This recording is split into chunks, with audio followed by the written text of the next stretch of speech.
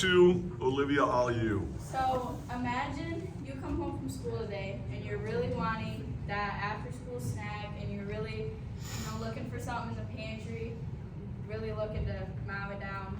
But your parents are sitting on the couch and they have some very, not unfortunate, but not good news to tell you either. So that's kind of what happened to me in 8th grade.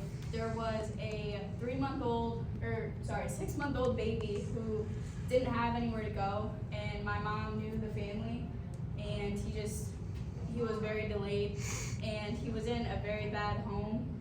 He didn't have basic necessities.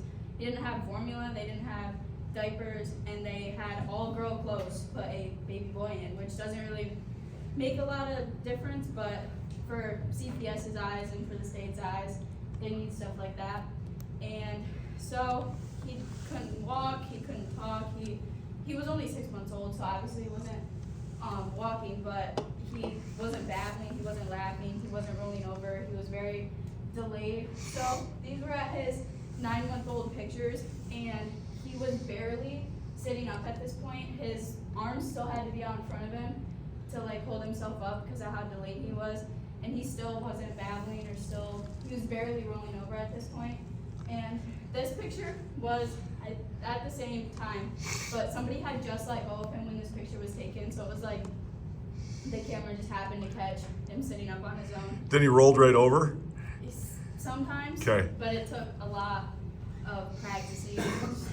His mom ended up doing no tummy time, nothing for the first 6 months of his life. Are you serious? Yeah, he was so behind when we got him.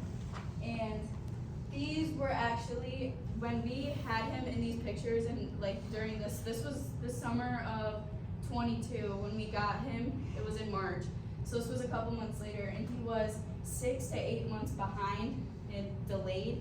So we had a lot of catching up to do, and I was 14, and I was my mom's youngest kid, so she was not expecting to take on a brand new role of a baby, and then I'm gonna be a senior when he starts preschool.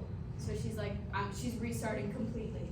So this was his adoption day, which was in 22, and this was December 6th of 2022, and they let us adopt him because of how much progress he's gained, and he would have had to go through the system anyway if we wouldn't have taken him.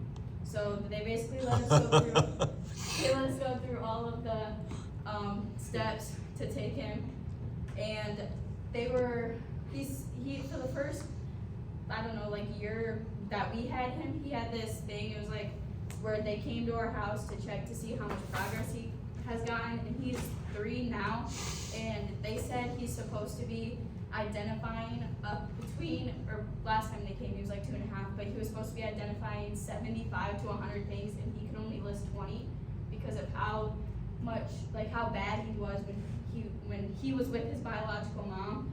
She would leave the house in the middle of winter down, she wouldn't have the heat on, and their house got down to 20 degrees in the middle of winter.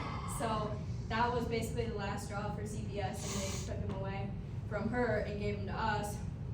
And there was, at one point, she lived in St. Louis, right in front of the Pine River, and she was in a mental hospital a couple days after we took him. It was only supposed to be a temporary placement. We weren't supposed to have him as long as we did. And she basically said that if we wouldn't have taken him, he would have been in the Pine River. Yeah, so I believe it. It was a really complicated situation, and it wasn't a good home for him to be in. So this was him actually at my mom's wedding in May, and that was him at the zoo. I showed some of these pictures already in my introduction speech. That's okay. That was him a week ago, and he's the happiest little kid. He has some behavior problems because he likes to throw chairs at daycare, but probably when the Steelers lose. Yeah, but they basically said that he's almost entirely caught up, and he isn't behind, even though he didn't walk until about 1.5 years old. They were basically impressed that he even caught up this much to begin with, because most babies in his situation would not have came this far that fast.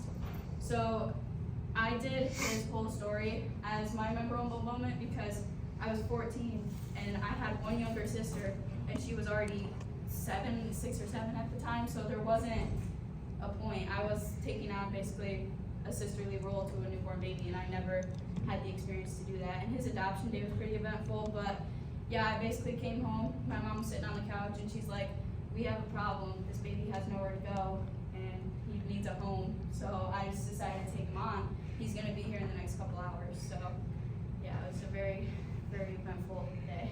Awesome.